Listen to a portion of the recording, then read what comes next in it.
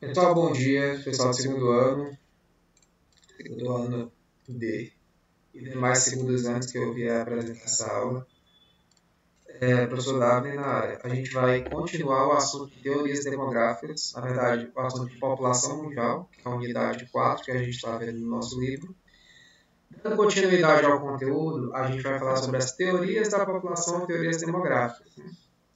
Que eram o quê, gente? Essas teorias elas surgiram a partir do século XVIII, né? Alguns estudos mostram que elas já existiam na China antiga, né, em civilizações antigas, em que as populações eram numerosas, Grécia antiga, né? Mas ela vai ser muito mais marcante a partir do século XVIII. Né? A partir de algumas questões, essas teorias da população elas vão surgir. Como, por exemplo, será que a quantidade de recursos naturais ela consegue garantir a sobrevivência da população que estava aumentando a partir do século XVIII? Ou seja, será que tem alimento para todo mundo? A partir do século XVIII, galera, a população começou a crescer muito. E o que foi que aconteceu no século XVIII de marcante, historicamente falando, politicamente, socialmente, enfim, economicamente? A Revolução Industrial surge no Reino Unido e logo se espalha pela Europa, os países ricos, né? No século XIX você já tinha outros países industrializados, como a Alemanha, recém-unificada, a França, né? Posteriormente, os Estados Unidos também já estavam entrando na Revolução Industrial. Aliás, já estavam praticamente ao mesmo tempo, né? Aí as indústrias se espalham nos países desenvolvidos a princípio. Tá? Nesse período, a gente sabe que a industrialização ela foi acompanhando, gente, o crescimento das cidades, tá? Como a gente viu no primeiro bimestre. Então, a população mundial estava aumentando bastante, muito mesmo, certo? Estava se tornando numerosa.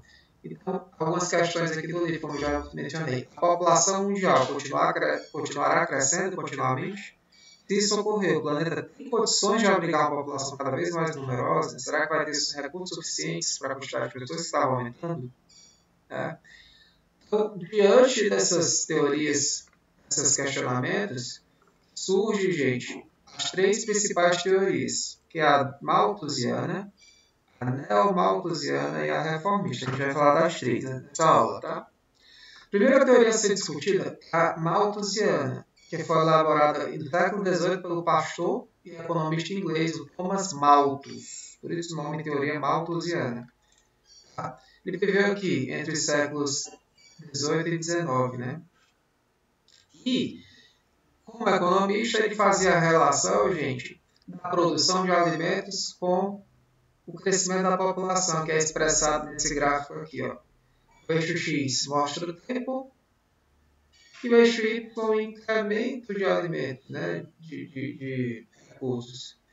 Então você tem aqui, ó, a produção de alimentos que cresce e a população que cresce. Ó. Só que a população ela começa a crescer absurdamente. Tem uma hora que ela cresce tão absurdamente que ela desencontra depois com a produção de alimentos. Ou seja, ele vai dizer, o Malthus, que a população mundial cresce em progressão geométrica. Sem complicar, progressão geométrica é quando você cresce multiplicando. Você tem algo crescendo em multiplicação. Por exemplo, 2 vezes 2, 4. 4 vezes 2, 8. Ou seja, multiplicando-se.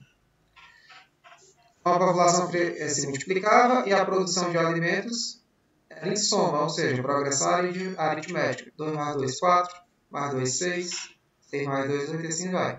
Qual dos dois cresce mais rápido? População nesse sentido. E alimento mais lento. Então, entendendo isso, gente, o Malthus ele se baseava em quê? Que o crescimento da produção, que era agrícola, né, no período do campo, era bem mais lento do que a população que crescia nas cidades com a industrialização. Tá? E é que ele propunha, o Malthus, que houvesse um controle populacional, ou seja, um controle no crescimento da população. Como? Através de métodos não contraceptivos, ou seja, ele era contra a tudo aquilo que impedia a fecundação. Então, como controlar o crescimento da população se ele era contra os métodos contraceptivos, uma vez que ele era pastor? Tá? Ele propunha medidas como a postergação do casamento. é você não ter relações sexuais a todo instante, né? Assim, eu não diria a todo instante, mas em grandes quantidades, né? Você ter um número de filhos planejadamente, ou seja, só aquilo que você conseguisse manter as suas terras. A grande parte das famílias moravam em zonas rurais. Era aquela coisa meio que incerta, né, gente? Porque na época, você, ainda mais com a sociedade, no caso a inglesa, que era ainda estava recém-industrializada, ainda tinha muita gente vivendo no campo, elas tinham muitos filhos. Sempre a população do campo, gente, principalmente quando não havia industrialização, as famílias tinham muitos filhos, para os filhos trabalharem nas lavouras.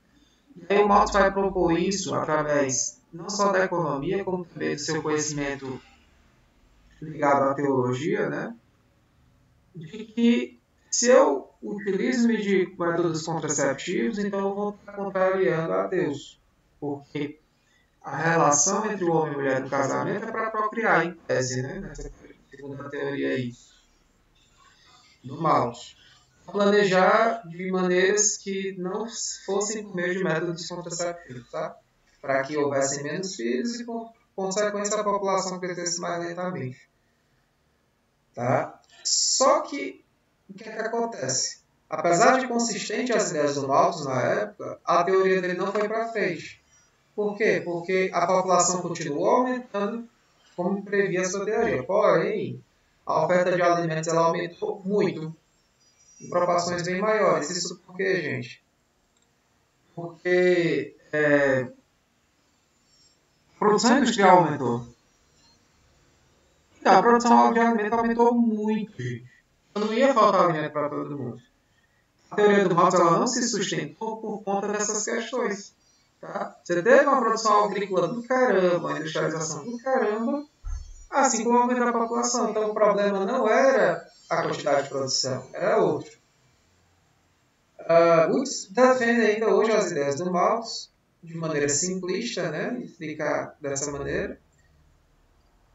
Mas ela não se sustenta por quê, gente? Porque, veja bem, você tem uma produção do caramba de alimentos, porém você tem uma fome, uma pobreza exacerbada no mundo ainda no século XX, embora tenha diminuído em relação aos outros séculos. Mas você tem uma distribuição desigual de renda, né? E a produção de alimentos não é escassa, então o problema não é essa relação, mas são outros que a gente vai ver nas próximas teorias, certo? Essa teoria do Malthus não se sustentou, galera. Aí a gente vai ter uma repaginada na teoria do Malthus, que é a teoria neo-malthusiana.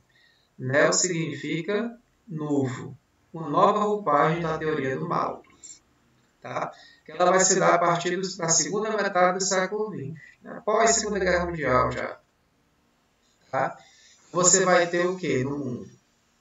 Você tem uma nova acelerada do crescimento populacional, principalmente nos países africanos e asiáticos, gente, mais pobres.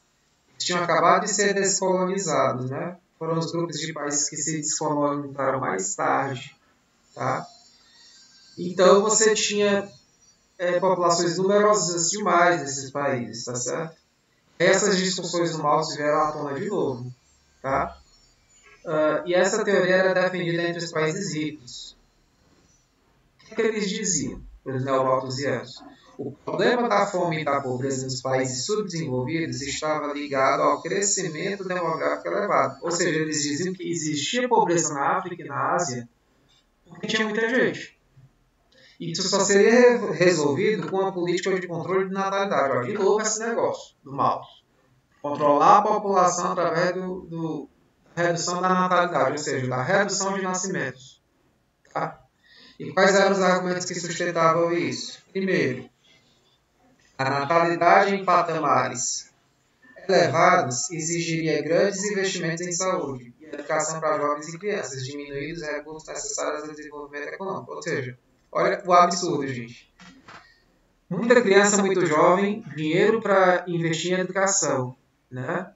E em saúde. Ou seja, esse dinheiro, investindo em saúde e educação para crianças e jovens, atrapalharia a economia desses países, ó. A gente sabe que desenvolvendo saúde e educação em uma nação, você tem um progresso econômico que você vai dar condições para aquela população viver melhor. Olha como esse argumento era excludente, né? O segundo argumento, o crescimento da população aumentaria ainda mais a pobreza, o problema da pobreza e da miséria, sobretudo em regiões já carentes e mais densamente povoadas. Será que o problema era a quantidade de pessoas, gente? Vejam bem, os países acabaram de ser descolonizados. Os europeus que colonizaram esses países da África e da Ásia sugaram até os últimos recursos, assim, sugaram o máximo que eles puderam de recursos e trabalho escravo, diversas formas de exploração dessas ex-colônias. Vocês acham o quê? Que esses países iam sair independentes de maneira que a sua população estaria bem? Ah, está livre agora dos europeus e estamos bem. Não. Saíram extremamente cheios de problemas, gente. De saúde, econômicos, políticos, conflitos internos dessas. Então você tinha um problema. E aí os países ricos se defendiam dessa teoria neomalthusiana para justificar que esses países eles estão como estão porque tem muita gente. Né? Então isso é totalmente inaceitável, né, para a nossa crítica aqui. Tá? Com base nisso, os neomalthusianos defendiam políticas de controle de natalidade, sobretudo por meio dos métodos contraceptivos. Aí a diferença da teoria do Malthus para a neomalthusiana é que nessa eles vão defender os métodos contraceptivos, né? Ou seja, impedir a fecundação da mulher. Tá? Então, os governos desses países recém-colonizados da África e da Ásia, juntamente com parcerias com países ricos, né, vão promover políticas de promover o controle de natalidade desses países, tá certo? A partir dos anos 60. Planejamento familiar também. E o que é que acontece? Isso resolveu? Não. O resultado dessa política de controle demográfico mostrou ineficiente. Por quê? Porque a pobreza não diminuiu, galera. Né? Apesar do crescimento demográfico ter recuado, diminuído um pouco nesses países africanos e asiáticos, né? Problemas sociais e econômicos que afetavam e afetam essas populações não foram resolvidos. Ou seja, o problema não era reduzir o número de nascimentos, não era a redução da taxa de natalidade, mas o problema é o quê? A pobreza. E ela não pode ser justificada só com a quantidade de pessoas. E aí você vai ter a teoria reformista, que das três é a que vai trazer uma análise mais crítica da coisa. Essa teoria reformista, gente, ela já é baseada em outras ideias que a gente vai explicar. Ela adota uma posição contrária em relação às duas teorias que a gente explicou. De acordo com os reformistas, essa natalidade, gente, ela está ligada ao subdesenvolvimento, tá certo? A pobreza e a miséria. Tá? A natalidade, ou seja, o número de nascimentos ele aumenta porque as pessoas elas vivem em condições de subdesenvolvimento, ou seja, elas vivem sem informação necessária, né? Sem uma educação necessária, sem condições de infraestrutura, de vida, gente, necessárias. Então as pessoas elas simplesmente têm filhos sem planejar. Não tem um modo de vida que ajude elas a raciocinar sobre elas poderem ou não a quantidade de filhos dar conta, né?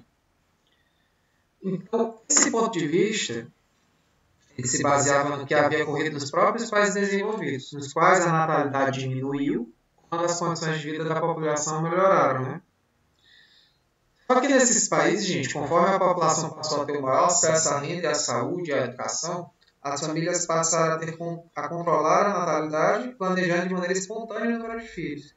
Isso deu certo, gente, nos países ricos ou desenvolvidos. Tá? Você controlar a natalidade por questões individuais próprias. Eu estou trabalhando, minha esposa está trabalhando o dia inteiro. Então, a gente não pode ter muitos filhos, a gente não vai ter para cuidar. Né? Ou seja, é uma questão de escolha. Como é que você vai colocar uma ideia dessa em países que têm condições precárias de vida, né, gente? Tá? Então, a gente pode ver aqui no Brasil, dados de 2015 da ONU, vai mostrar que a gente tem 1,8 a taxa de fertilidade. Isso quer dizer o quê? Que para cada mulher, elas vão ter em média 1,8 filhos. Vamos colocar 2 filhos. E 80% dessas mulheres têm educação secundária. Ou seja, está mostrando o quê? Que quanto maior a educação essa mulher ter, menos filhos ela vai ter. É uma tendência. Ela vai pensar, raciocinar uma série de coisas. Enquanto você pega um país africano, Angola, em que a mulher tem em média 6 filhos, 17% dessa população feminina que vai ter acesso à educação secundária, ou seja, o ensino médio, né, gente? Fundamental e médio. Entendendo? Quanto menor a educação, maior a propensão de você ter filhos, por razões óbvias. Quanto mais estudo a mulher ter, menos filhos ela tende a ter, certo? Em nosso país podemos notar que o número de médio de filhos por mulher é bem menor, a exemplo das famílias de classe alta, quando há maior acesso à educação, assistência médica e informação. Então, quanto mais assistência e condição de vida melhor essa população tem, menos filhos ela vai ter, por razões óbvias, né, gente? Por controle familiar e séries de questões. Quanto menos acesso à educação e a outros indicativos, né, a população tende a ter mais filhos e aí, com consequência, aumentar mais. Certo, gente?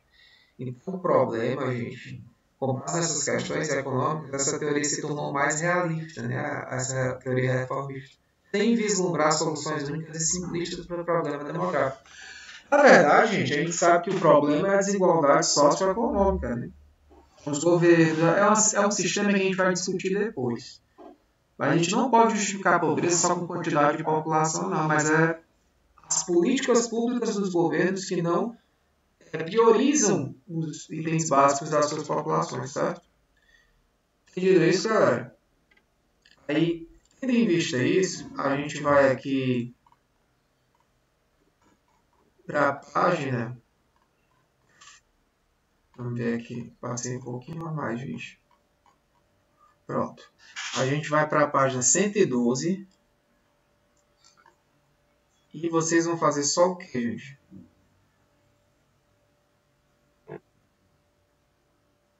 Pelo que eu estou vendo aqui, não tem questões sobre a teoria de Malthus. Então é o seguinte, ao longo do dia, eu vou elaborar umas questões para vocês, tá? E mando via WhatsApp, via Google Classroom, tá certo? A princípio eu vou deixar essa aula para vocês assistirem, beleza? Valeu!